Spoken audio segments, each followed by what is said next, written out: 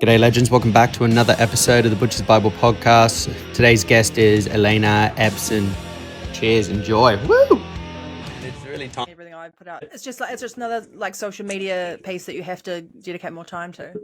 Yeah, I'm not. Yeah, but like word of mouth is like the best form, and also like Instagram is half your resume anyway, isn't it? Because people go, oh, better check them out, and be like, oh, no, they can break beef. Oh, they've done this, they've done that.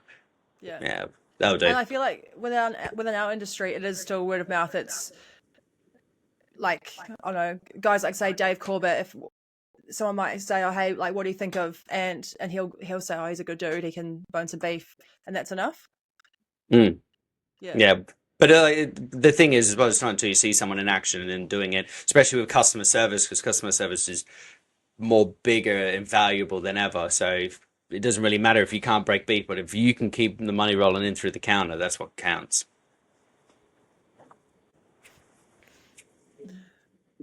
I don't know. I think. I know I'm in wholesale, so I don't see our customers. You don't see customers at all. You don't talk to them or anything. Not really, not unless there's customer inquiry that comes to our sales team, and they can't explain it properly, so they need a butcher to talk about it. Then I'll talk to a customer, but that might be 5 times a week or something, or less than that. Oh, and since it really and is. then going back to reality, it's something hard because people you work with, they're not the same. They don't have to share that passion. But yeah, otherwise, pretty good. That's her work. Yeah, like that's just work for them. And they're like, yeah, do what you want. Yeah. But then, it seems to be. I've cut back my hours now because I was up there with you with the 50, and I did find, I felt real guilty as well. But at the same time, like, fuck this. Like, it's time to focus on the family, do this kind of content, look after myself a bit more. And I've cut back a lot of drinking as well, which is nice because you can't really edit when you've had like, a handful of beers and you're like, oh. And it's hard with a little one, because how old's your little one now? You got 1 or 2? She is 2.5. Yeah. It's hard. So she's keep up. Yeah, it is now, like, because she's talking now. We can almost have like little conversations back and forth, like, oh, how was nursery? And she'd be like, good. And I was like, who was that? And she'd be like, CC, blah blah blah blah blah blah blah blah blah. And then she'd be like, we can almost have like proper conversations, like we are. But she understands it. So if she doesn't understand a word, I'll say it to her, and then she'll be like, ah. And I'm like, okay. Whatever. Okay. Whatever. But like, it's good. But it's like seeing her and what the journey she's been through to now. Time is really precious. And it only felt like yesterday we were bringing her back from the hospital, and I'm like, phew. Yeah. It's how cool, like, seeing a little brain develop, and that's very cliche. They grow so fast. I used to have stepkids, and it was really cool seeing, I don't know, them come up with a thought, like just say something random, like they'd say to me, oh, when are you going to have, like, do you think you'll ever have a baby? And it's like, how did you come up with that in your little brain? But it's really nice. Yeah. It is. It's good to see the development, and like when they're working, you can see it in their like their eyes and their brain. The cogs they are turning, but like it's colors and everything as well. Like, because we taught her sign language for like colors because she couldn't quite understand them. But like now she's just gotten lazy with the sign language, where like green would be like a swooping motion. Now she's just like, she's like made her own like bits and pieces, which is really good. And I'm like super proud of her. But she can say colors now, but other like random colors, like a lighter blue or whatever, she won't say, oh, that's violet, or or turquoise or whatnot. She'd be like, blue. Give me the blue one. Or purple spoon. And you're like, all right. It's fun, but we'll get to her, like, she's getting there, especially with her health and everything as well that we had. she's doing well, and I'm proud of her. Yeah. Right. G'day, Alana. How are we today? I'm very good, thank you. And how are you doing? I'm good. Thank you so much for joining me in this episode. Before we go anywhere, please tell everyone who you are and what you do. I'm Alana Empson, or Alayna the Kiwi Butcher on Instagram. I am a butcher. I'm from New Zealand and I'm working in London. Nice. Very, very quick, sharp, and easy. You are probably one of the most experienced people that I've had on here with it. You have a very, very incredible resume. And you do such an amazing job. Where do we start with you? Like, can we start right at the beginning where you like first came into the butchery world, and then we'll kind of go from there? Sure, yeah.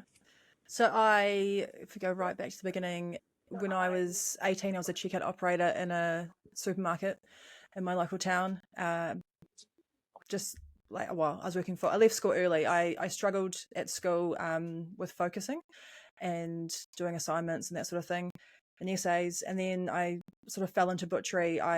The butchers would come through my checkout early on a Saturday morning, and it's really silly, but they just had their breaks early in the day and they got to finish work early. And I was like, I want to do that. So I asked him to go on the butchery for a day, and I think it was halfway into the shift, my boss offered me an apprenticeship. I was quite lucky. He liked to see young people do well and give them opportunities, and I was like, okay, let's be a butcher. Yeah. That's exciting. Was that that was obviously in New Zealand? Yeah, that was in New Zealand. That was in Waiuku in the North Island. Do you guys have Woolworths, or is that a pack and save, or? We do have Woolworths. It was similar company to Pack and Save. It was a New World supermarket.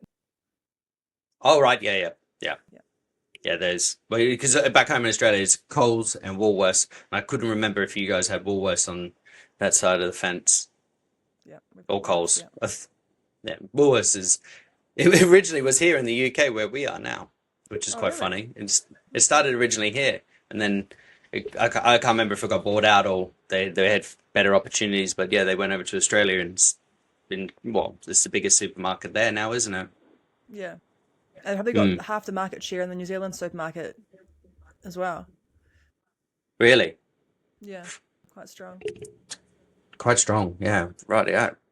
So, how long is your apprenticeships over in New Zealand? Are they 3 or 4 years or 5? They're 3 years, yeah. 3 years. So I was quite lucky. I learnt, we're a small supermarket and we broke beef. We made sausages by the time I left. And then after I moved on to like another business, with Expo Meat Warehouse, I learned how to do the curing, and then I moved to another like small independent that made bacon. So by the time I came over here, I could do everything. Yeah. Now, how long have you been in the UK now? So I've been here coming up 4.5 years. Wow. Yeah. Wow, I've been here nearly 12, 13. Yeah, something like Does it feel like it's been that long? Or does it feel like yesterday you arrived? Well, it feels like I've been here for 4 years, like you have. Like when you said, I was just like, shit, man, I've been here like 12 or 13 years. But I know it's been a long ride, but it's good fun. And also, I enjoy the seasons because where I'm from in Australia, far north, you just have summer and then you have like a mediocre summer.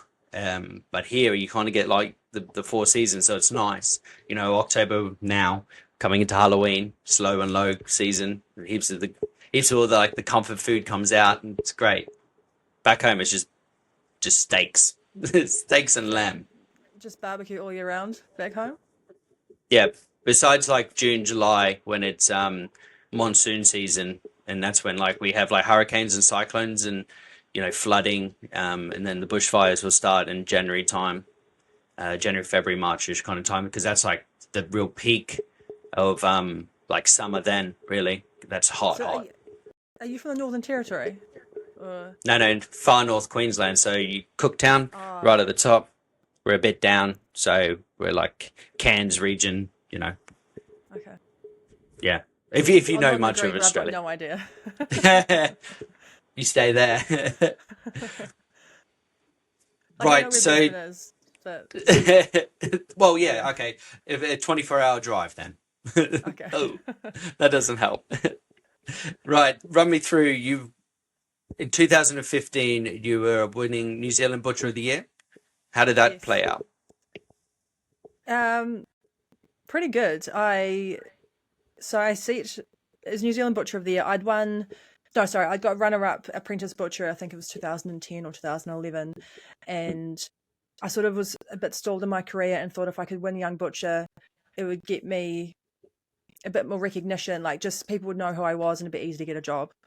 And that year, Luca Young was competing, Mm. so I had two goals. I had to beat Luca was my big one, and then also there was an Australian butcher had been invited over um, to do the competition as well, and they had sort of a side award for best practical butcher, and we've got that like bit of a rivalry, like the All Blacks and the Wallabies, and I was like, I can't lose to an Australian butcher. And like the added element of being a woman as well, and constantly trying to prove myself in a male-dominated industry. So, but the big one was to beat Luca because I think he'd won every apprentice award through his apprenticeship, and everyone within our organisation at Foodstuffs spoke very highly of Luca. I mean, you've met him. He's such a nice person. Yeah. Just a lovely, lovely human and exceptional butcher. And he was taught by one of the best butchers in New Zealand as well. And so yeah, that was my big goal was to beat Luca and beat the Australian butcher, and I threw basically my whole life into it, and then won it. Yeah. And That's then following incredible. that, the next year, because I'd won, that's when the World Butchers Challenge first officially started after it being a Tri Nations and a Trans Tasman event. I was asked to represent New Zealand alongside Luca actually at the first was it Young Butcher International Young Butcher competition for the World Butchers Challenge on the Gold Coast. Yeah. So you're on dangerous territory, especially at the Gold Coast. You're on Australian soil, so you had to represent real hard. Yeah, well, and going into that, there was is it Matthew Papandreas? Yep. Exceptional butcher, and Mm. there must have been another one. I can't remember the other Australian, but there was two young French butchers as well, and one of them, I think he actually worked for H.G. Walter a few years later. Really? But and the way the French butchers work, it's just exquisite. Like the skill and the attention to detail. So that was a bit nerve wracking going into that. And the day before the competition, Greg Egerton from Dunedin, he was in the New Zealand team. He said to me, pretty much no pressure, but this will be the biggest job interview of your life. Thanks, mate. Yeah. But no, I was lucky I won that one as well. So That's incredible. So where the yeah. where the opportunity, did you just go, look, I'm just going to throw the kitchen sink at this and just put myself out there? Or was like people were like, oh, we think you could do this, or who was it? Someone in your corner? I think because I'd won Young Butcher the year before in New Zealand, that was like my entry to get in, and then but it was still so early days. We were sort of left to get ourselves organised. Any questions about the comp, though, like Retail Meat New Zealand looked after us. They booked our accommodation, our flights, and like told us how everything would work. But it was sort of down to us to plan our display, practice, and do all that sort of thing. Yeah, like we still wore our uniform from work. Like I think I wore like a black chef's jacket, and Luca wore a white one. I was at Pack and Save then, and he was at New World, and so we were representing our country, but we were still very much individuals. Yeah. Yeah. Then two different parts of the country still representing the one country. It's good. Yeah. So winning those, you're on Australian soil, and then where did that take you? Like, were you on the news? Were you getting recognised at like work or anything? I was. Oh, what did I? I was in. Oh well, after I won the New Zealand comp, I was in Women's Day magazine. Really? Yeah. That's incredible. That was crazy because we had a photo shoot in the back of the butchery, and they brought in some ball gowns to wear. They wanted a bit of a contrast between it being a masculine workplace, and then being a woman or being quite feminine. So I wore like this lacy blue dress and had the big hair and makeup, and then I was like holding a piece of meat or some sausages or something in the back of the butchery. Well, the boys are working away like making sausages, and I'm standing there in a blue dress. Getting photos. Women's Yeah. Day, what a throwback that magazine is. We had that as well back in Australia. Yeah. What a magazine. After the World Butchers Challenge, I was on 7 Sharp, which was like at 7 o'clock after the news. Yeah. And then it was actually quite funny. In probably the 12 or 24 months after that, I'd be random places like shopping, like I don't know, been to Bras and Things to buy some underwear, and I'd be in my work uniform, and the ladies would be like, "Oh, do you work with that butcher girl? We saw her on TV." And I'm like, "Oh, that's me." Sign your order. Sign you something. Yeah, and there was even I was going to a friend's wedding in Rarotonga. I was at Auckland Airport ready to fly out, and I think I was wearing like my World Butchers Challenge t-shirt or something, and a man saw the knives on my sleeve, and he's like, "Oh, were you that girl on TV?" I'm like, yeah. It was embarrassing at the time, but now I look back, I'm like, "Oh, that's pretty cool." Yeah. Yeah, it's huge. It's a huge thing, especially with the WBC and everything. How I was going to ask you, so being in the early days of that, how much has it like changed and transitioned into what it is now? Like, have they changed certain things about it, or has it just kind of been set in these ways? It's from what I can tell, the format of the comp is still the same, and like the fundamental, like what you cut your display and what they're looking for, especially for the young butchers and apprentices. I think the cuts is pretty similar, and then the mandatory cuts you have to do, what you've got to show the judges, it's all fairly similar. I think it's just got so much bigger. There's more money involved in sponsorship, and teams investing so much time and so much money, and like I don't know how to explain it better, but just there's so much at stake. I guess they're giving up time with family and friends and away from their businesses. So I think I heard the French team spent like €1 million for Sacramento. Like that's insane. Oh, There's so much on the line for it. And then just the like Sacramento, the being in the Golden One Centre, that's so much bigger than cutting on trestle tables at an A&P show in the South Island of New Zealand, like under a marquee that could blow away in the wind. Yeah. with enough gusts, it would take them with it. Yeah. Yeah. Wow, €1 million just.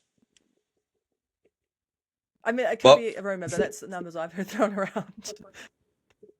Well, considering like their display in Sacramento, that was a lot. So yeah, that like transport wise, and I guess everything else, like they're probably close. Yeah. Yeah, and they didn't practicing for the years leading up to it. All your trainings, getting all the team members together. Yeah. Yeah, no, that makes sense. Yeah. But if that was the total, that doesn't surprise me. But far out, that's a lot of money, and excuse the pun, the stakes are high. No, that's awesome. Oh, so you've gone all the way through, and then leading on over to what was it? Meat stock. How's that? Meat stock. We've got meat stock. I had one in Australia, and then I still had the excitement for competitions, and I also it's just really nice being around all these passionate butchers. Everyone's I just can't. I mean, I'm not very good with words. I can't describe it. It's just everyone's bouncing ideas of each other, and then also the Australian meat stock. I found if you needed anything, the guys will give you the shirt off their back, or if you need half a display or some knives, they'll give you theirs. Like everyone was just so welcoming and supportive, and that's just really, really lovely, I guess. And in New Zealand at the time, everyone sort of just kept to themselves, where you don't want to like give too much away in case someone beats you or someone might steal an idea. But the Australian butchers at Meat Stock for Butcher Wars were just amazing. Yeah. And that's where I met Shannon Walker. And then I didn't know it at the Yep. time, but now he's like one of my best mates and mentors, and I've probably seen him more in the last 4.5 years since I've been away from home. I've seen him more than my own family, like all the different competitions we've been to all through Europe and America, and yeah. So I'd say meat stock Yeah, it's changed my life, really. Yeah. yeah, a lot of people do say that when they do like just the one meat stock like competition, they're like, it's really revelational, and it really helps people like think about the industry a bit more in depth, and then instead of just clocking in, clocking out, and whatnot. A lot of butchers have said that, and they're like, you need to fucking do it, and I was like, well, yeah, it is still like a 36-hour flight, but I'll just pop in, mate. Not, It's just a but like weekend. Shannon Walker is, yeah, it's just a weekend, isn't it? But like, with Shannon Walker, he is one of the, what would I say? He's one of the known mega giants now in the industry. Like in Australia, you would hear whispers of this bloke called Shannon Walker and whatnot, but now because of what he represents and what he does and how he's brought it, he's just remarkable. And he's one of the nicest people you ever meet as well. Like Yeah. he's just, yeah, he's so lovely. I do enjoy his company, but we do need to call him one day soon and tell him Yeah, how you much get we him love him. on. Yeah. I do, but it's like the timing wise as well. Like, because a lot of people are like, oh, because the timing it's really hard. So I was like, either got to do super early in the morning here, or like super late, like here still. So you're like, either way, like it is what it is. But yeah, he is on my list of people to talk to. But I got a few Australians I got lined up at the moment. But we'll talk about them later. We're on about you, right? So you did that in 2017. You went and did the WBC in Northern Ireland. Yes, I went and watched and supported the team in Northern Ireland. Yep. There was the day after the prize giving for the Gold Coast. They held a committee meeting, and I think they sort of took bids for who was going to host the next one. And then Keith Walsh and Rhonda, I can't remember her last name, they'd come over from Ireland and watched the competition in Australia, and they were like, we want to host in Ireland. And I was like, I've never considered going there, but that sounds really cool. And then so from then on, that was my goal, was I'm going to Belfast to watch New Zealand, watch the Sharpbacks compete. Yeah. Yeah. And then I remember that was like the full first crossover, like where it's gone from instead of Australia and New Zealand, it's now come over the pond. And then like this was going to be one of the bigger events of the WBC, because I remember watching it and everyone was just getting really fired up for it, especially Dave Corbett as well. He just did not shut up for like a month about that. He was just like, it's just incredible. I was like, yes. He loves it. He loves It's it. from 4 countries in Australia to I think 12 in Belfast. They had to run 2 rounds of 6 teams. If I got that right. Yeah, they did. Yeah, and Yeah. that was it just the jump from 4 to 12 was massive. Yeah. And so and again, all these passionate butchers in one place, everyone doing something different. All the displays were out the gate. Yeah. It was really cool. Who did you think had the better display in the, if you can remember, the 2018? Oh god, it's a long time ago. Italy stood out for me. And Ireland. Yeah. Ireland. I'd say Actually, Ireland for sure. Yeah, Australia's was pretty cool. Yeah. But this year's WBC Australia, the bar one, that was really cool. I really enjoyed that. That was very cool. Yeah. And 'Cause Luke I Layson was- as well with the QR codes was fabulous. Great touch. I was on the floor judging the CSR award, and like you do your loop round looking at all the teams, and it was really cool to see every time I went round how the display would come together. Like when what's his name, Tom was putting like the big pieces of shelving together, you're like, what is this going to be? Like it didn't, Mm. but it wasn't until like halfway through you're like, oh, it's going to be a bar. And then they had like the stools there and the little like menus and the cocktail Mm. lists and yeah, who could have thought of that? It was pretty cool. Only them. Yeah. Because I pulled Luke up when they were doing that. I was like, "What do you got the QR codes for?" And he goes, "It's literally how to cook it, everything that's involved in what the food is and that." And he goes, "That literally took him 3.5 weeks or something silly," he said. And I was just like, Yeah. "Oh, Yeah. that's a great touch. That was a great touch. Fabulous." But that's what these competitions are about as well. Like it's the small things that we use nearly every day, isn't it? But it's like, but you put it into these competitions, and it's just like, why didn't I think about? Like, Yeah. it's just this small details that we just don't even think about, and now it's put into those. It's great. I absolutely love it, and it's yeah, and the opening competition's open and now for 2028, isn't it? So everyone Yeah. can enter. Are you going to enter for UK? I'm hoping, fingers crossed, that I'll be asked to judge again. Yeah, I want to talk about that actually.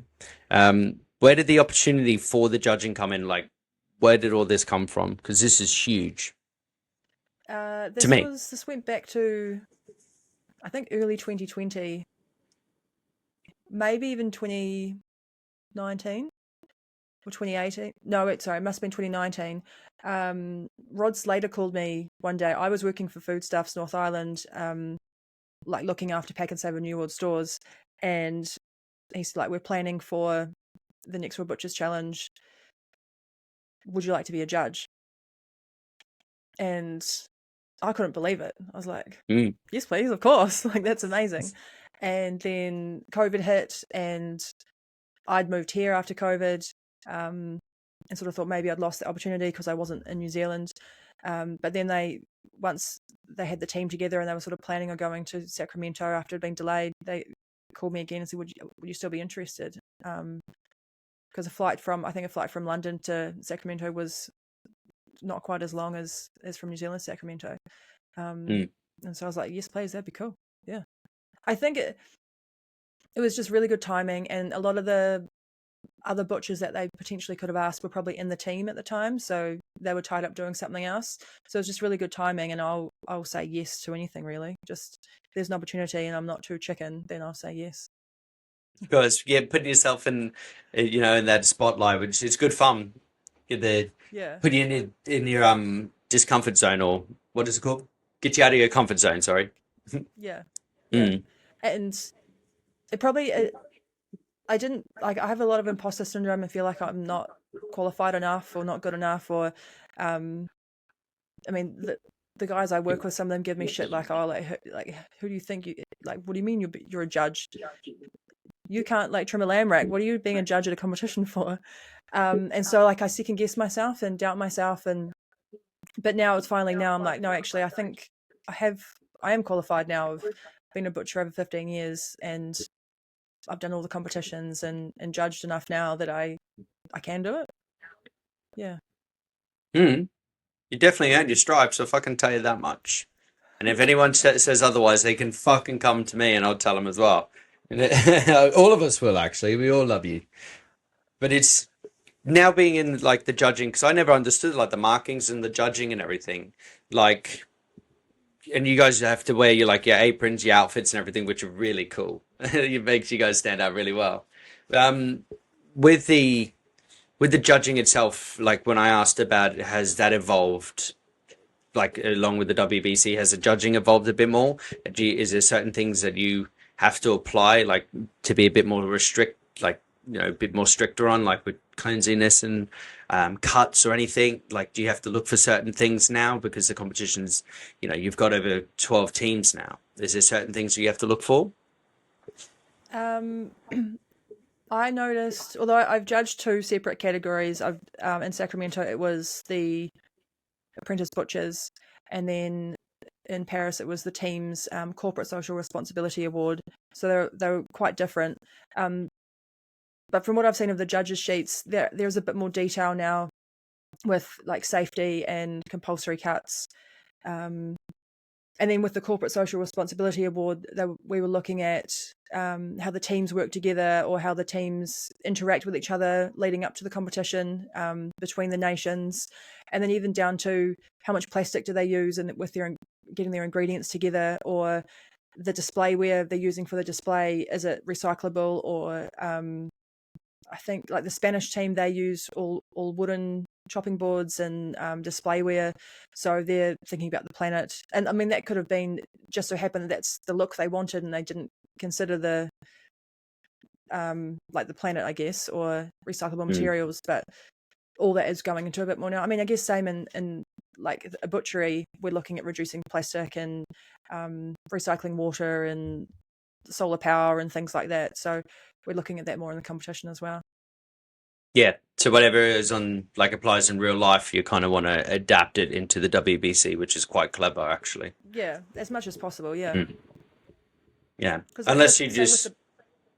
Sorry.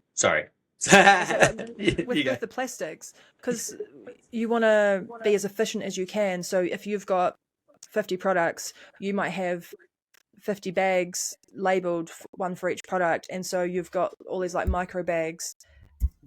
Sorry, inside like a bigger bag, and then it's just plastic on plastic on plastic. Whereas we want to limit that as well as much as you can. It's thinking of every aspect of it, really. That's brilliant. What about with like certain cuts? Like if like obviously because you got to break down beef and other bits, it's a lot bigger. If they show like gashes, or they've kind of like strung it up like how it should be, or they've just kind of lent it down on like the display side so it doesn't show. Do you have to be like a bit more like strict on that, or go he did kind of butcher that? Was there anything on those lines? Yeah, like you're looking at like the feathering or extra slashes, like the attention to detail. And I think because there's such highly skilled craftsmen, the points can get really, really close. You need to look at all of that. You need to look at are the strings evenly spaced? Are they like all in a row? Are the knots lined up? Yeah, like every little detail, because like 1 point or half a point could be the difference between first and second. Yeah, as we've seen. Yeah. So stringing length, string separation and knots and everything, that does go into consideration, because I did say, and I had a bit of a heated discussion with Dave Corbett about it. Going, they definitely do that. He's like, I don't think so, Butch. And I was like, I'm fucking telling you. And it even goes down to how much trim's left over at the end, how much how uniform your sausages are if you're making sausages, how clean your bones are, like in the waste bin, and then like the rib bones on your products on the display. It could even be something as small as a dish that you've put out, if there's like an extra bit of seasoning on the plate and you haven't wiped it off, like every little bit of detail, because I mean that goes into overall display. But there's or out the back of in their prep area, have they kept the floor clean? Has there been like no mess? Is it safe? There's all the things behind the scenes that we don't see as well. Part of my role was looking at, is everyone wearing steel cap boots? Is everyone wearing correct PPE, like aprons and gloves? Or is it wearing a mesh glove, or a those other like soft ones you can wear? Oh, the breaking nylon gloves. Yeah, is it? Yeah. Yeah, you're looking at everything. So it's not just like the display that you see as a crowd watching it, but what's happening behind the scenes as well. There's a lot that goes in. Yeah. Sorry. Even like, I just remembered when I was looking at like the Canadian team, they had like separate boards they brought out when they were doing chicken or cooked products. Even like they shipped that over with them. It's even all those details. Yeah. I didn't even notice that, actually. To be fair, we couldn't get on that side. We kept getting kicked out, Gareth and Dave Corbett and I, because they wouldn't let us in to have a look on that side, which is on that side. Yeah, fucking assholes. It's crazy because we were with Gareth and like Dave Corbett and everything. We went to go see Iceland in the Paris, and they were like, "No, you're not allowed on this side." And we're like, "What are you talking about?" Like, like let's go. Like, like, why did it make any difference that we're on the Australian New Zealand side, but we couldn't go on like that side? I didn't understand it. Yeah, either. No, but oh well. Yeah. I got to go up and got to like to race in to see everyone and like America and all that on there and tell them I'm very proud and that. But yeah, um, no, I lost my train of thought now because I got really angry for 1 second about that. um, so yeah, so that does go into. I've always wondered because like you don't really unless you know who's in it, and like in you being a friend and like a judge now, I can ask those questions and put my mind to rest because there's a lot when watching it. You just like it has to have come down to like exactly what you said with like swapping the boards, PPE. The knots. That's the biggest one that's been killing me for a while. It's always been like it has to be about the knots and all these other bits. Um, but like, have you seen? Like, is it very similar when you did The Apprentice to the bigger teams? Is there very similar judging in that form, or is it kind of like all the same criteria, or are you like a little bit more harsher on the apprentices just to kind of pave them into the competition world? I'd say the judging is fairly similar. The teams will have slight variation because they're doing like a side of beef or whole lambs and whole pig. And then if they've got, I can't remember if they've still got poultry in it or not, but then there's the cross contamination that could potentially happen there. So more looking at the cleanliness. And then the young butchers and apprentices have the compulsory cuts that they have to do. I think in Sacramento, we knew what the compulsory cuts were, but there was nothing in the judging sheets to say where you could tick off, have they actually cut those? And so that was something I raised in the review after that was, can we give first, second or third out to someone that hasn't done a compulsory cut? And so I think that was looked at going into Paris because I think that's a good measure of the butchers against each other. That I think if they say there's 9 compulsory cuts, make sure they've all done them, and are they fairly similar? I know, and each country does things differently. There might be stir fry in there, and it's something that we would cut in Australia or New Zealand, but it might not be a common product in, say, France. Yeah, it's the same with like Brazil and that as well. That's because they don't have like that artsy kind of style. They where they're like that's just normal for us doing stir fries. Easy meals back home. Wash, off it goes. But like they do but a compulsory cut. Yeah, but those compulsory cuts is great, and it adds an extra element to them and a lot more pressure because they get 2.5 hours. That's enough pressure as it is. And you got like 60 things in your head just running around, just like four. But like, it's really cool to see. And it's sort of, I relate it back to if you're in a shop and you're given a cutting list, you have to cut everything on the list. Or if a customer asks you for a product, you have to cut what they want. It's sort of following instructions, really. Yeah. What about like when it comes to the flavor collaborations? Do you kind of just go off that? So like a wild product that one of the boys would have done from Team GB, they would have done if like that flavor collaboration doesn't quite work. Would you take that product and give it a trial and taste it, or would you kind of mark it down as like I don't think like apricot and I don't know like cucumber go together or something perhaps. I don't know. Yeah, that's definitely something you'd consider because is it sellable? Like if you were to sell it in your shop and a customer cooked it, does it taste nice?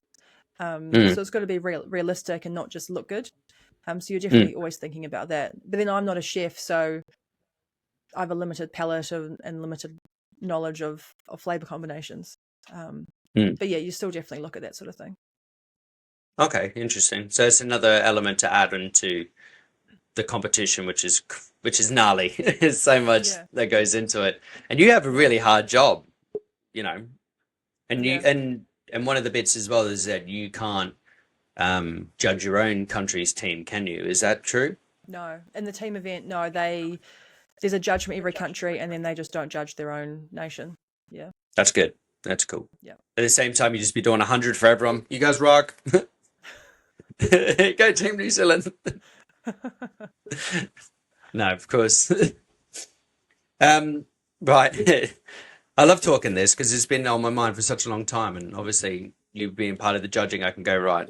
I've had this in my head for I don't know how many years. I'm like, cool, so I can get it out. Um, so there now we had Sacramento. We've also had Paris. What did you think about the Paris like and how the whole setup and everything went? Like the layout in the hall. Yeah. Um, I preferred Sacramento personally. It was like on a basketball court with the seating all the way around.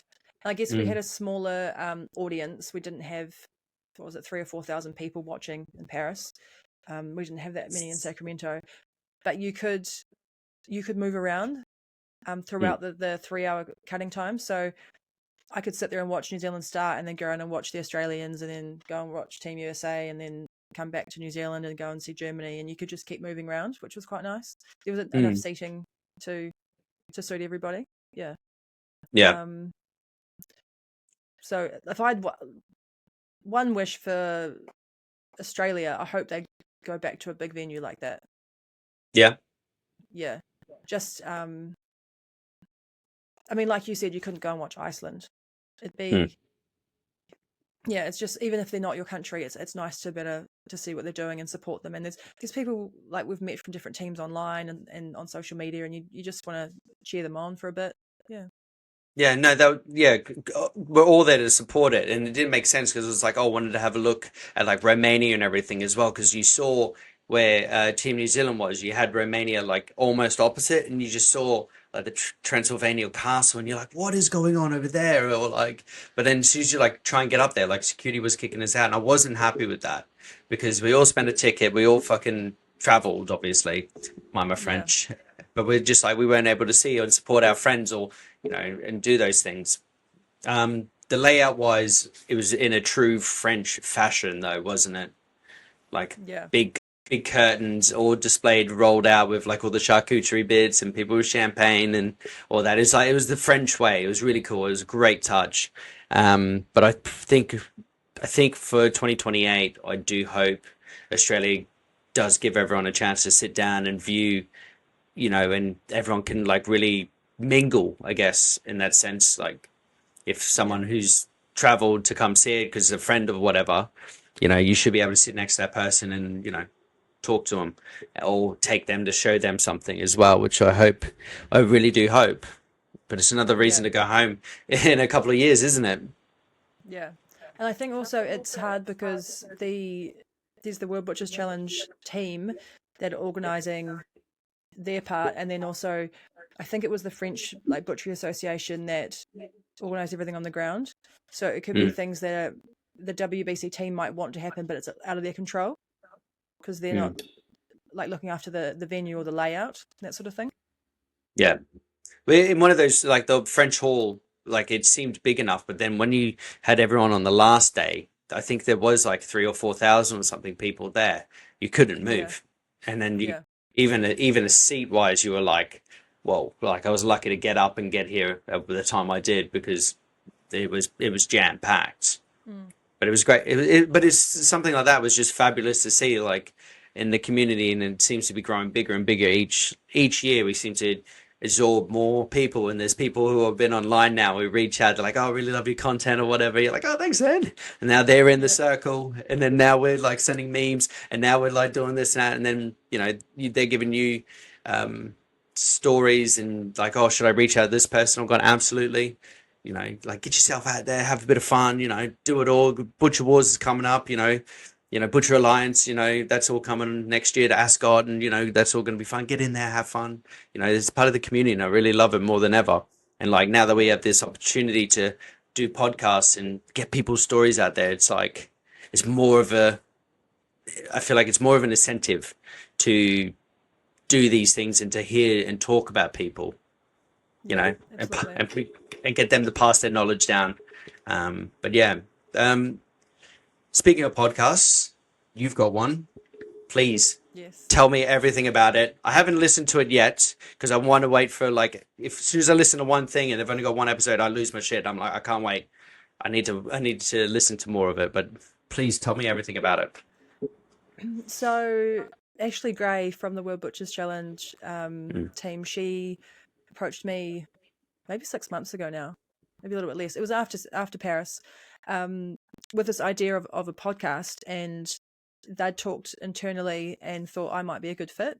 And initially, like, I called my sister back home and I was like, "What do you think of this?" I was like, "There's no way I can do this. Like, I can barely hold a conversation sometimes." And then, like, how would it work being all over the world? Do I need to be there in person? And sometimes talking to new people, I really have to push myself out of my comfort zone. And then in the end, I had a chat with Ashley on Zoom, and just like, she said some really nice things, and I was like, yeah, why not? Like, I need to sometimes do things that are uncomfortable, challenge myself, and then I guess, like anything, you just get better as you go along. So I said yes, and we had our first episode with Rod Slater. He was the founder and I guess like a stalwart of butchery in New Zealand. I've known Rod through my whole career. He's been at every butchery competition I've entered. He's either like judged it or been the MC. So that was a pretty special episode. We had a couple of false starts recording because like the software wasn't working. We got halfway through the first episode the first night. I think it was midnight here and early morning in New Zealand.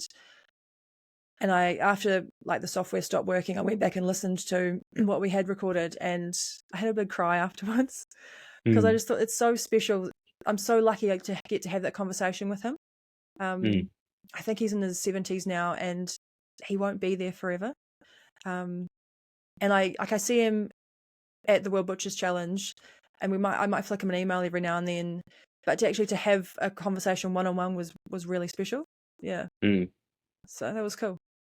It's a golden moment, especially for like the butchery world, as long as the podcast world now as well, and you're collaborating the two worlds, and you have got this incredible man who actually just what was the story? He was just like, I want to take this worldwide and just push the boundaries, and he's done it, and he's done a remarkable job, and especially Ashley coming along, and she's really helped shape it, I guess, and push the whole boundary world of it, and now we've got more than a dozen countries, and you and I got to meet as well, and plus everyone else who's there. It brings all the community together, and it's just fabulous. And now that you've got something like this, it's like it's definitely needed, and especially someone like yourself as well, very recognized and very loved in the community. You deserve to be that host for it. I think it's great. Just don't ask me to come on, because I'm not a great host. Well, when Ashley talked about like why they wanted to do it, it was sort of the connector piece between each competition, because 3 years between each competition now, and even I noticed that in the 6 to 12 months leading up to the event, everyone's excited and more vocal, and everyone's online, and it's about to happen, and then afterwards it just goes quiet for a couple of years. And after Sacramento, I think because we'd had COVID, it had been delayed by a year. I'd moved to London in that time. And then when I went to Sacramento for that 2 weeks, it was like seeing all my butchery family again, all from New Zealand, Australia, Canada. And it sort of hit me that how important the human connection is. And although we're there for the competition and wanting to challenge ourselves and win for our country, the friendships and the connection with everyone I think is more important, because you're going to carry those friendships the rest of your life. Yeah. And so, when Ashley talked about it, why they wanted to do the podcast, it really resonated with me. And I was like, no, this feels like such a cool thing to do, and like a really important thing to do. Yeah. So I'm very lucky they asked. Yeah. Yeah, no, if there'd be, I don't think I could picture anyone else being the host of it, especially with who you are and how educated I would say you are in this industry. It'd be silly not to have you on. Oh, cheers, mate. No dramas. No dramas. It's also I guess similar to you'll get guests on that you want to learn more about. There's been like someone I interviewed in the weekend, a role that he played in a one of the country's team, and I wanted to learn more about it. And then actually, when we got to discuss it, it's really interesting, and I think it can have a really big impact on the competitors, like going into the next competition and how they look at the competition and how they plan for it. And then someone else that I'm hoping to get on in the future, he was there in the very first competition between New Zealand and Australia, and he's got some wild stories from the early days. So Yeah. and it's from like before my time, like before I even considered an apprenticeship. There's stories from I say back then, it's not that long ago, but some cool stories to tell. Yeah. I'd be nice to see as well, because like the early day or the Wild West days, they like to say, and see what those were like, and yeah. But that's why I wanted to ask you is like, oh, what kind of transition have you seen? Has there been much change in that? But like your man who you're speaking about then, there would be some really good yarns. I'm really looking forward to like just hearing more of it, and like especially with Rod Slater. And I'm not sure who you said before. I think you're keeping that a secret. But yeah, I can't wait. It's going to be really interesting, and I'm really proud of you that you've taken on the role and getting out there, doing it. It's so good. Cool. Yeah, and then I even heard there was a punch up with a judge or a bit of like, was it biffo backwards and forwards with a judge, how they might have judged quite harsh in one of the early comps. So there's definitely some wild stories. Wild West, baby. That doesn't surprise me though, because people like competitions are like, people like you said, like take it really serious. They train, they really put a lot of time and effort. They've given up family time and that. And if someone does judge a bit harsh, man, the gloves come off, and then everything, gets people get fired up for it. Because it is real. Competition is real, though, isn't it? It is like you as well. If someone goes, oh, you only won because you were something else, and you'd be like, "Phew, that's it. I'm rolling my sleeves up. Your woman's going to get it now." Yeah. Bite your ears off. Get Mike Tyson on him. That'll be good. Yes. I've never asked you as well. Why H.G. Walters and London? I worked with a butcher called Zach Grammer in New Zealand in the 6 months before I moved over here, and he was a sharp black in the early days, and I think he lived in London for, I want to say 7 or 8 years, and when I was preparing to move over, like packing up my life back home, we were having a chat, and he said like, where would you like to work? And I was like, well, like where could I work? Like had the imposter syndrome, was looking up like butcheries online or on Instagram and thought, oh no, that looks too flash for me, like I couldn't work there, I'm not good enough for that. But he said like have a talk to H.G. Walter, and so I think I landed on a Saturday. I messaged Maurice that used to be in Team GB in the early days, because I'd met him on the Gold Coast, and I said, hey, like I've just got to London, I need a job. He's like, where do you want to work? I said, oh, what about H.G. Walter? And so he called Adam and said, there's this Kiwi butcher here. We had an interview, I think the next day at a Kiwi cafe actually in Shepherd's Bush. Yeah. And then I think because I knew Zach, and Zach had worked for H.G. Walter, and they love Zach. He's such a good butcher and such a nice person. They were like, when do you want to start? And so I didn't even do a block test. I hadn't even written my CV. They just trusted that I knew Zach, so that was all good. Yeah, it's good, isn't it? Word of mouth right there is just, and then someone's reputation just the Clydesons work really well. And you've been there the whole 4 years, or? Yeah, I started in the shop because it was coming over for Belfast for the World Butcher Challenge in 2018 that sort of made me want to move over here. And initially I'd thought London was too big and scary, and like maybe I'd go to Northern Ireland or Yorkshire or something. And then ended up being London, but I thought I'd love to learn traditional English butchery. I didn't realize how physical it was, how there's not much rail boning, and you like just lifting roastings and throwing them on a bench and stuff. But so I started in the shop, and by Christmas I think we had like a really bad strain of COVID, and I ended up at our warehouse in Park Royal, and I just loved it. Like it sort of felt like a pack and save environment back home. We have music playing all day. There's 20 different nationalities. Someone's kicking off over here, and then the sort of makeup by the afternoon, and we just get through so much work. And then I just stayed. Yeah. And about maybe a year, 18 months ago, I sort of moved into a training role.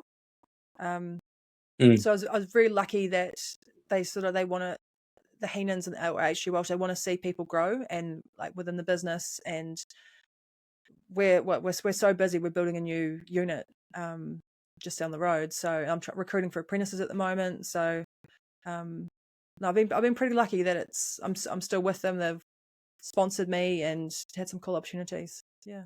It's incredible. It's really good work, and you deserve it all. Like you deserve all of this stuff as well, because you've worked fucking ass off for this shit, and you're very well recognized, and you deserve it. It's good. And where's that? You said that's Shepherd's Bush? We've got our warehouse in Park Royal, and then we've got Park the shop Royal. in Barons Court. Yeah. Yeah, that's it. Sorry, That's it. I just need to plug my computer in. It's going flat. Yeah, it's all right. Take your time. There we go. All good.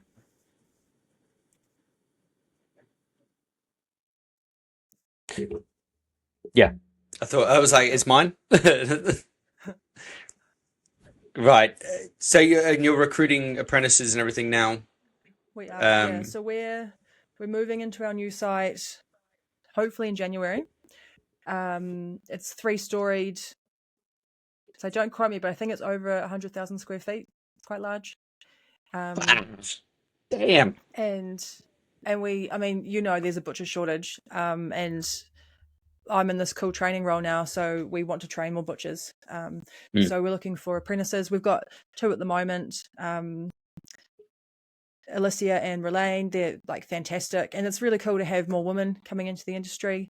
So we're just looking for like young people, or actually older people that are keen to learn and want a career in butchery. Yeah. Yeah. What about like the crossover? Like, because a lot of chefs, I've seemed to have seen a lot of CVs over the past maybe 3-4 years since COVID, where a lot of chefs are now converting over and they want to learn about butchery. Like, have you been like, is that something you're willing to train as well, or is do you just kind of want to sit? Absolutely. Yeah. Well, I do a little bit of work with some of our chef customers, where I'll go out to restaurants and show them how we break down a roasting. Because the product they order from us is all pre-portioned, so I don't think many are learning like the butchery knife skills now. So I'll show them that, and then a couple have been quite interested. And then actually Relaine, she was a pastry chef by trade, and had always wondered about butchery, and now she's on her way to becoming a butcher. So I think anyone with a passion for food is sort of the screening I go through. If they show an interest in cooking or in meat, or they can talk about their favorite cut of meat or a dish they enjoy cooking for their family, I think that's a really good start. I think it's brilliant.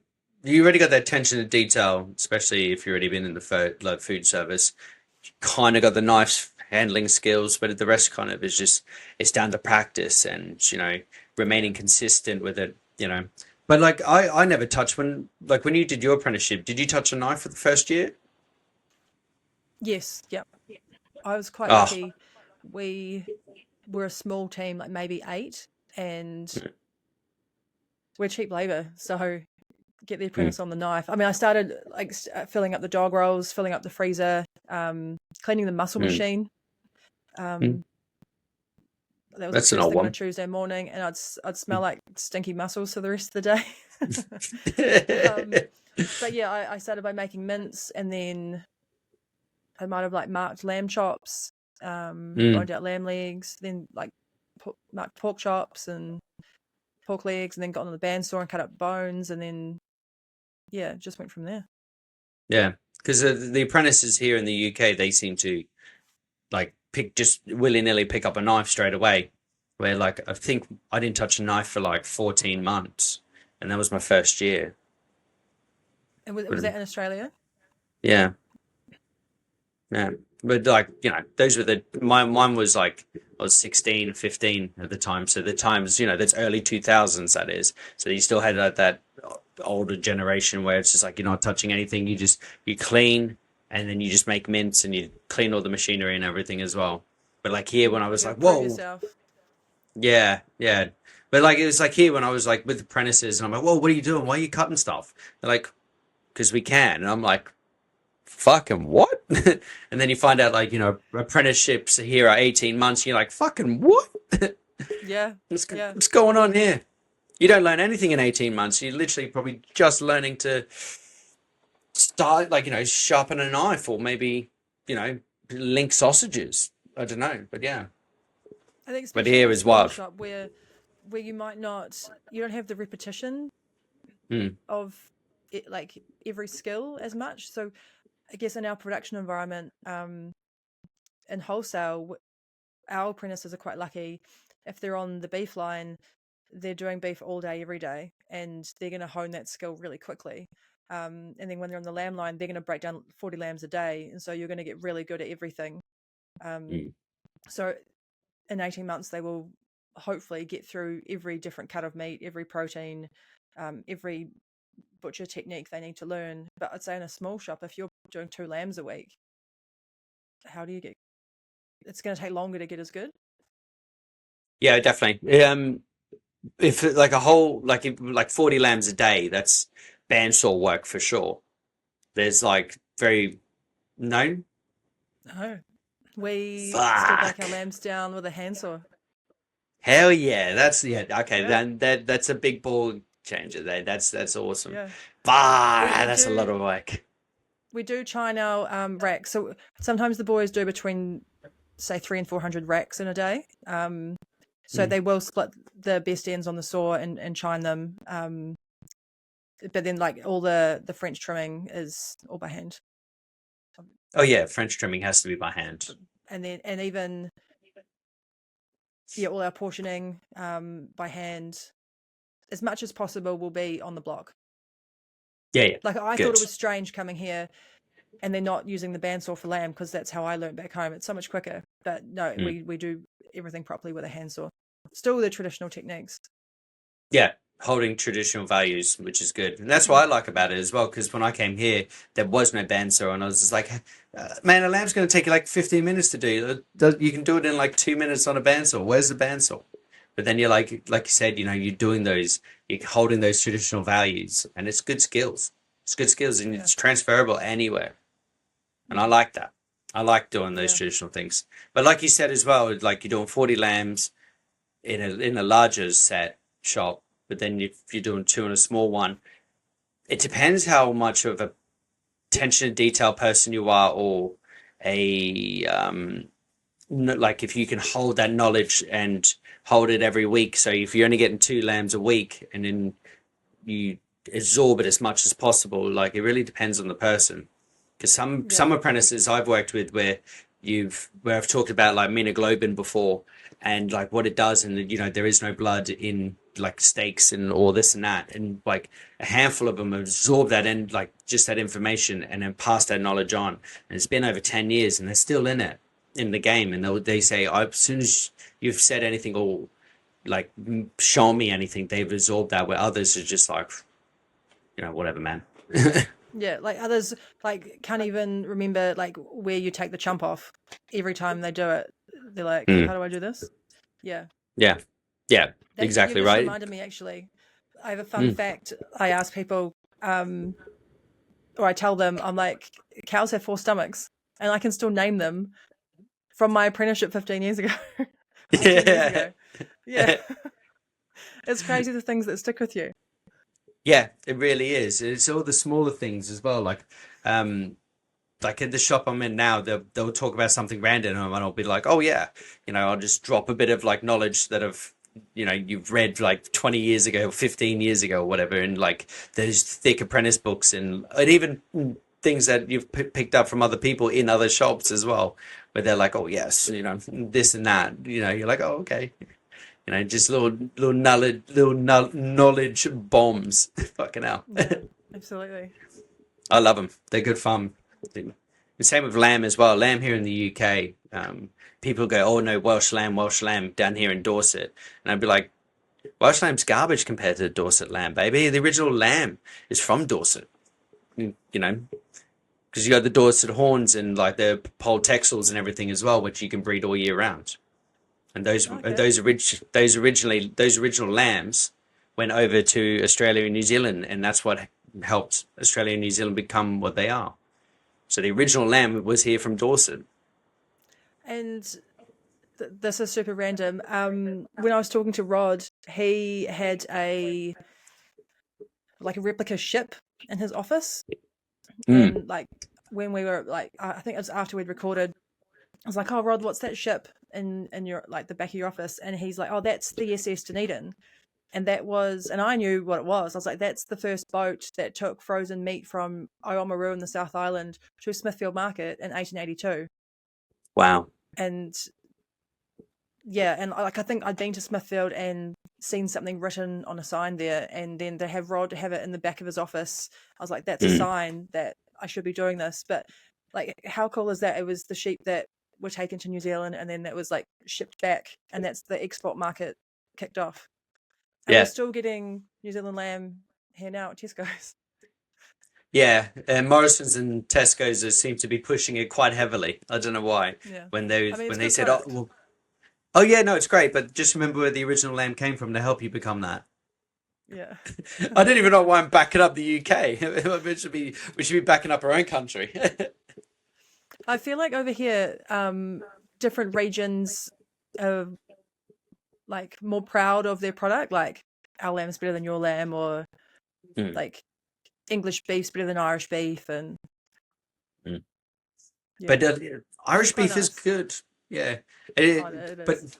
it is good beef. I'll tell you that much. It is good beef. But then also, I'm from like the beef capital as well. So like Queensland in Australia is called the beef capital, and like, and you see what Brett Law and everyone else is putting out online with like the Stone Axe Wagyu and everything as well. That's all like it's all bred in Australia. It's becoming some of the best in the world. But yet, I don't know. Like Irish beef is still killer, man. It's still really good. Yeah, because they don't Queensland have like a beef week, or like every Yeah, year or yeah, two, like a yeah. huge So celebration you of got a beef. must. Yeah, you got the CTC Muster Rodeo, which is basically the beef week. So it's a massive rodeo that goes on, and it's a music festival, and they do all that. It's good fun. That's very cool. It is cool, but like if you got some of the best beef in the world, and it's right there in your county, you're just like, "Phew, yeah, man, it's really nice to have." And then if you have like a rodeo, I think is it so meat stock they got in Queensland, Toowoomba.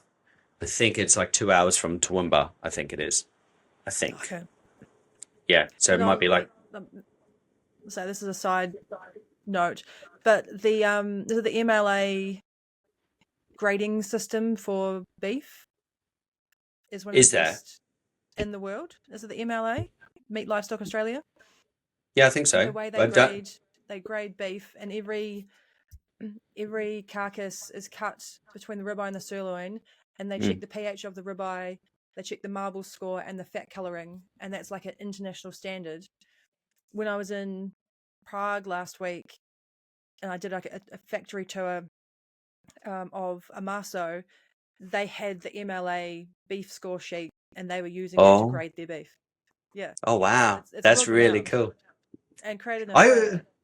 I thought you were talking about America. I was like, America grading system. What the fuck are you talking about? No, I was like, we did that. Yeah, no, far out. Yeah, That is really cool. yeah. Also, how was that? How was that? Oh, Prague, Czech Republic. Yeah, yeah, Oh, that it was was. amazing. It's really cool to see like Mira and Clara, the Bohemian butchers, how they just want to get right behind young butchers and celebrate them and introduce them to competition butchery, and Mm. for them to challenge themselves and get better. Um, yeah, it was really nice, really wholesome. The Czech people are absolutely lovely. I got invited to, I think, like two butcher shops, a ham factory, and like a meat factory similar to H.G. Walter. and the competition was held at a brewery where Pilsner was created. Like, how cool is that? Oh, It's historic. that's awesome. Oh, wow. Oh, I did Yeah. not see that in the videos or the photos, but my God, in a Pilsner. Oh, how Yeah. much Pilsner did you drink? All of it. Oh, I had a few handles. Yeah. Mm. Yeah. But I mean, I was working, so I had to be professional and responsible. We won't tell anyone.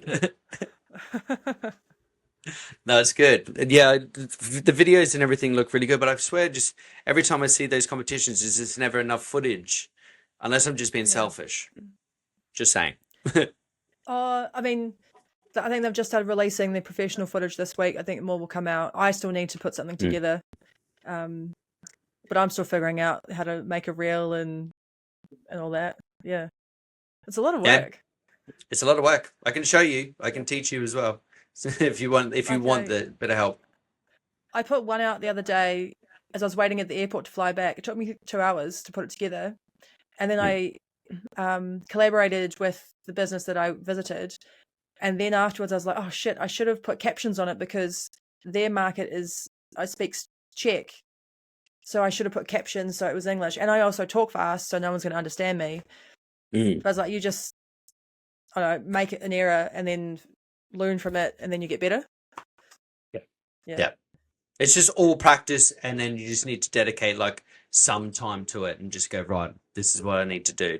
And you will learn it.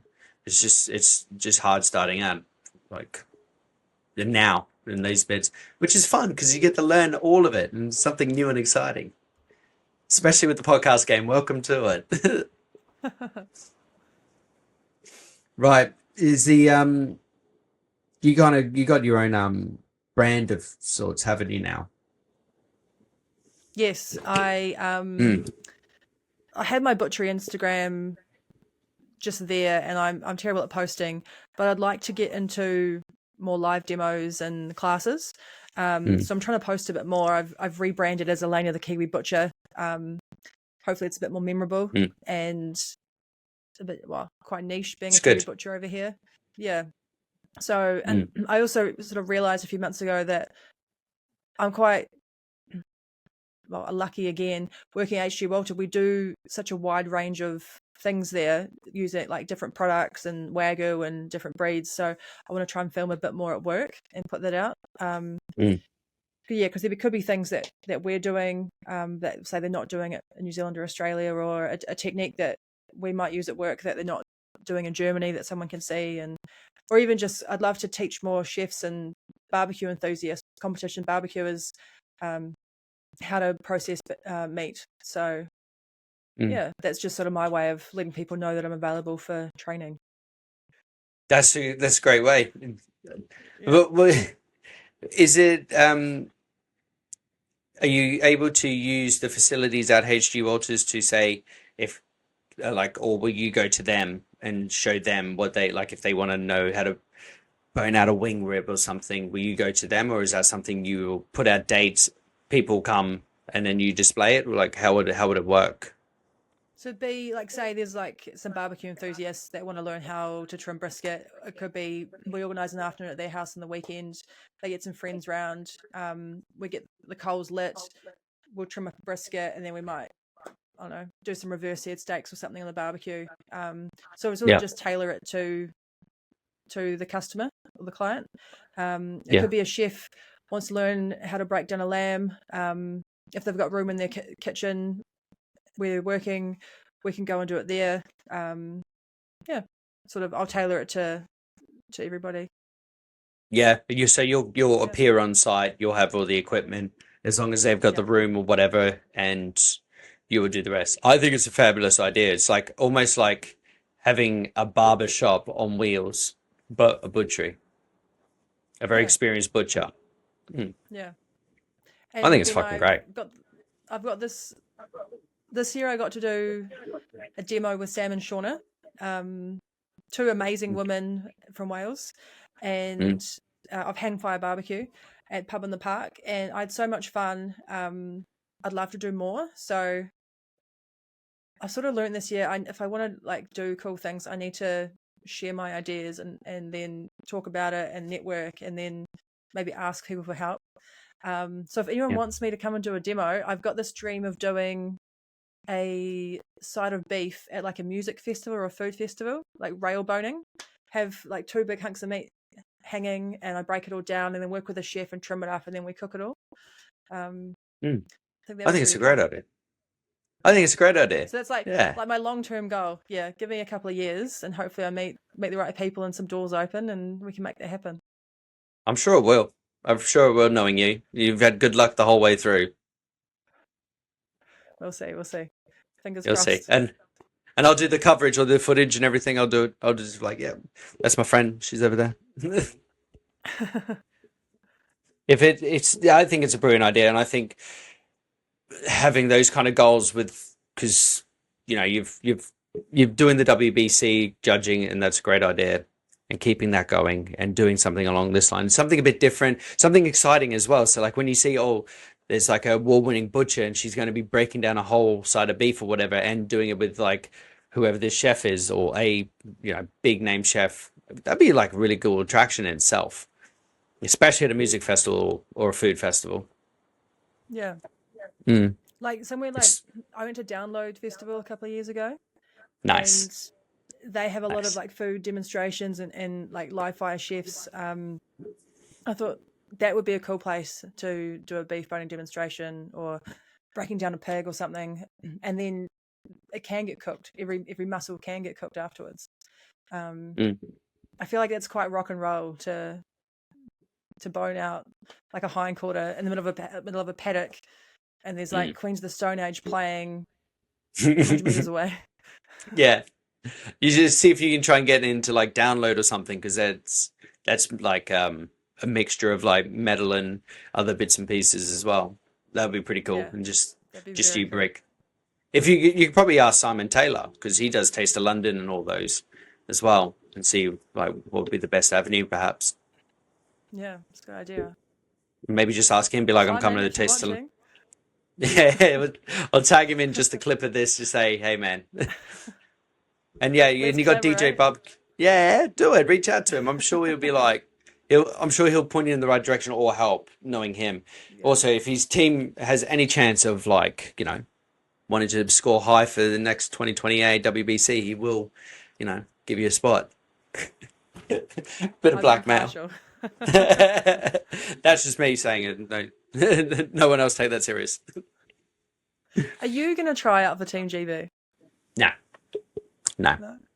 Conflict of interest. No. No. To be really, really blunt, it's not. I do love the butchery and I love everything, but I really, really enjoyed watching it. I really enjoyed seeing it live in person in Paris. I really enjoyed it, and I don't want to put myself out there, and it's also, there is like hundreds of very talented young men and women who really deserve the spot.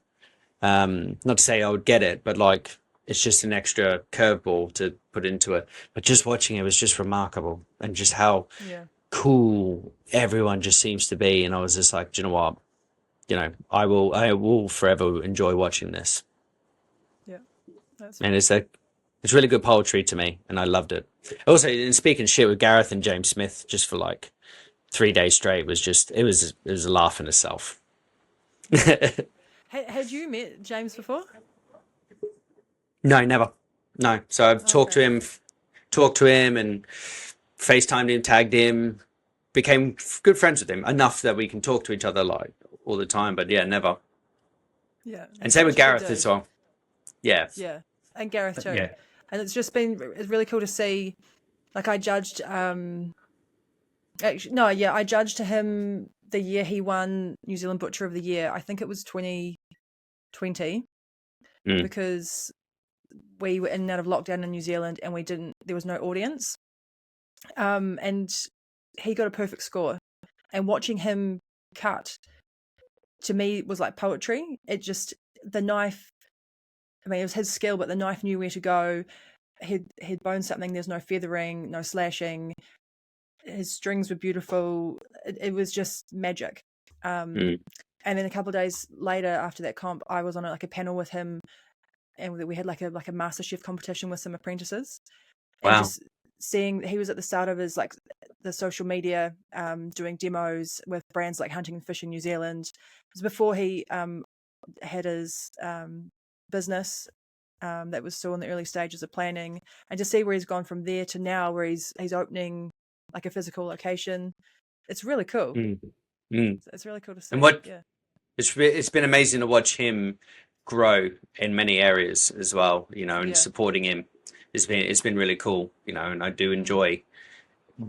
enjoy watching him.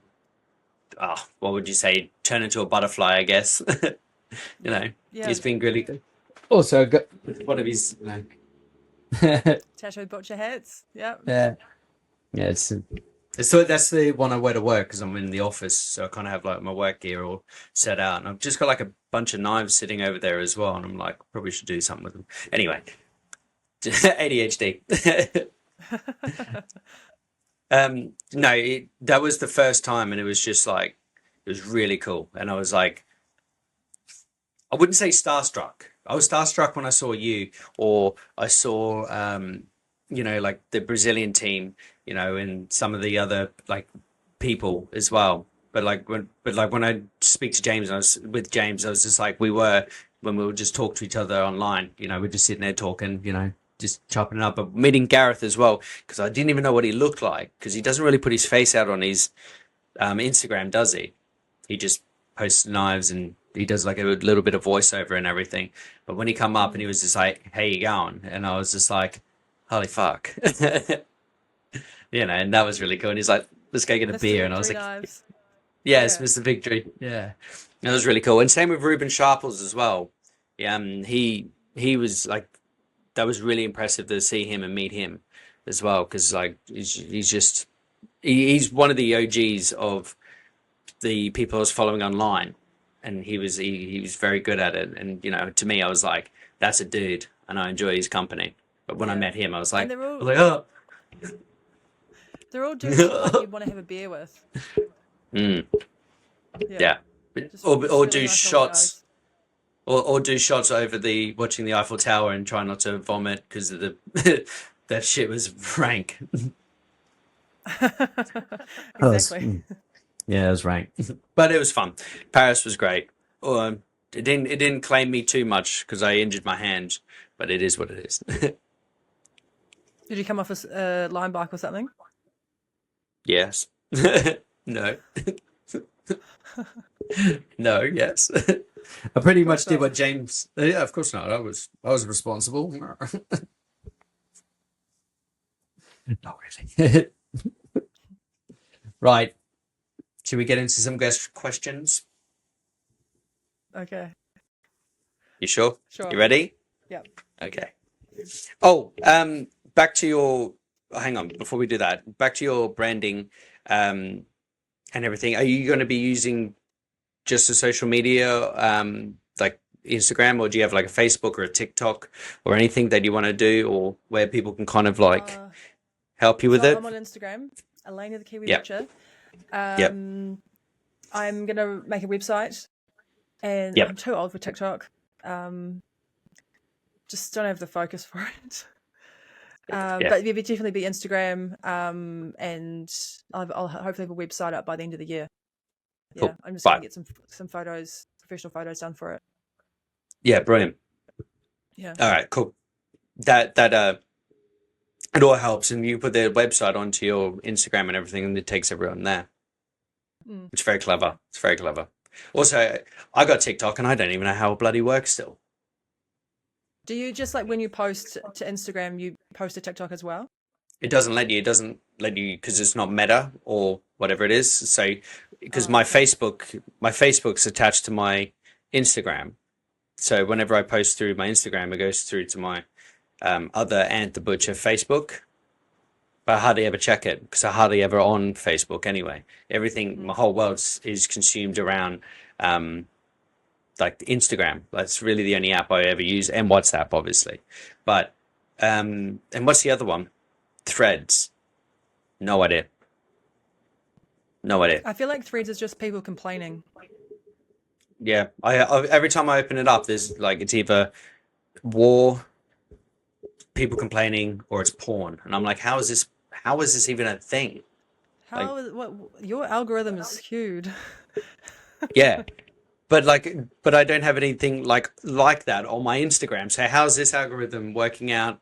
Like, but then people say it's just another version of Twitter or X or whatever. They just said there's no real Oh, okay. filter. So I was like, Yeah. okay, that makes a lot of sense.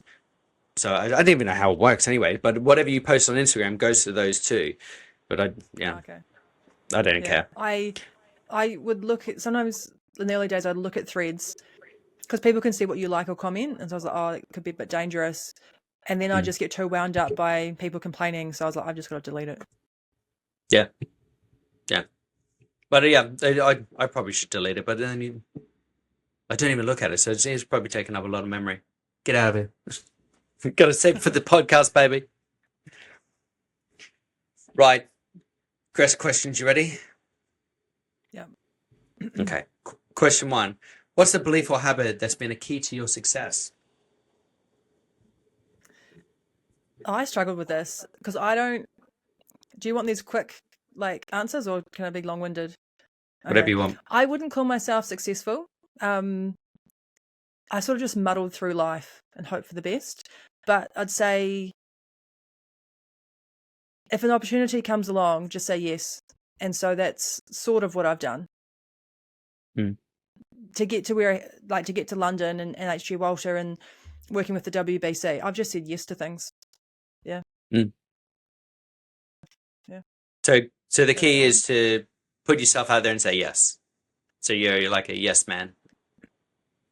Yeah. Because I've been too scared to ask for things or ask for help or put my hand up for things in case I'm not good enough. But when someone's come along and said, hey, would you like to try this? Or we think you'd be a good fit for this. I've said, yeah, right, let's give it a go. That's good. Yeah. And you deserve it. Yeah. You've done amazing since saying yes. It's worked out so far. So far, so good. Yeah. Right. I really like that. It's actually quite good. Number two, 3 guests to invite to dinner, dead or alive, and why?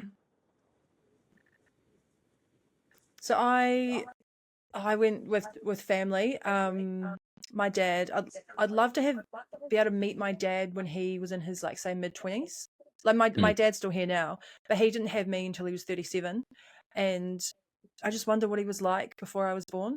Like to have a conversation with him and see what his hopes and dreams were. Yeah, because like It's when very I guess sweet. when our parents have us, life changes a wee bit, and we sort of take over their lives. So I just wonder what he was like when he was younger. Yeah, and then I'd love to have a meal with my sister. I was last home in January, but she's my favorite person in the whole world, and she's such a good cook. Like she could throw anything together and make the most amazing meal. So yeah, I'd love to have dinner with my sister, and then my uncle Graham. I didn't really know him properly until I was an adult, which is like pre-COVID, and then we lost him in 2021, and it'd just be nice to share a meal with him again and have a beer. And Yeah. I was sort of I got into barbecue just before COVID, and I used to call him up and talk about like a barbecue competition I'd been to or like brisket I'd tried. And I don't think I ever got to share a barbecue meal with him. So to have like authentic Texan barbecue with him would be nice. That's really sweet. It's a whole family orientated one. I like that. It's very sweet. Just a big softie. It's good. That's good. And you know, family is more important than ever these days. Yeah. I like that. It was good. Number 3, what's your favorite quote? What can you do? Or it is what it is. I wish It I is what it had is. something more intellectual, like I don't know, a quote from Einstein or Gandhi or something. But my sister and I, when we're mulling things over or talking about a problem, it's like, what can you do? And I try to stress about stuff a bit less. I'm like, what can you do? and then move on to the next thing. So Yeah. yeah, Don't let the little things stress you out. yeah, Something like that. Yeah. Yeah. What can you do? yeah. That is such an old saying as well, man. That's like such a southern thing, isn't it? Southern hemisphere thing. What can you do? Let it be, I you mean, know. it's not quite not here to fuck spiders. Yeah. Where That's did such that a good one. originate? That was quite recent. I don't know why. There's Reese Brothers, wasn't it? Those Australian comedians. Oh, okay. I think so. We'll Yeah, have to fact check that. Let's chat GPT that one. we will. Yeah. Um, number 4. What's the question you wish people would ask you more?